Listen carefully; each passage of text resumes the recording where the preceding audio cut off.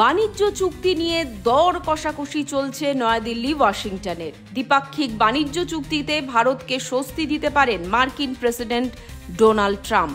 শনিবার ব্লুমবার্গ প্রকাশিত একটি রিপোর্টে জানানো হয়েছে, আলোচনার ভিত্তিতে ভারতীয় পণ্যে শুল্কের হার 20%-ও কম করতে পারে আমেরিকা। জুন মাসের শেষ পর্বে চীনের সঙ্গে বাণিজ্য চুক্তি সেরে ফেলার পর ট্রাম্প জানিয়েছিলেন তার পরবর্তী লক্ষ্য ভারত। বাণিজ্য চুক্তি নিয়ে আলোচনার জন্য গত সপ্তাহে ভারতীয় প্রতিনিধি দল আমেরিকায় গিয়েছিল। তবে কূটনৈতিক এবং বণিক মহলের একাংশের মতে চীনের মতো দ্রুত আমেরিকার সঙ্গে বাণিজ্য সমঝোতায় পৌঁছানো ভারতের পক্ষে কঠিন, কারণ বিরল খনিজ থেকে বৈদ্যুতিন সরঞ্জামের কাঁচামাল পর্যন্ত বহু ক্ষেত্রের চীনের ওপর নির্ভরতা রয়েছে ভারতের। কিন্তু নয়াদিল্লির সে সুবিধা নেই।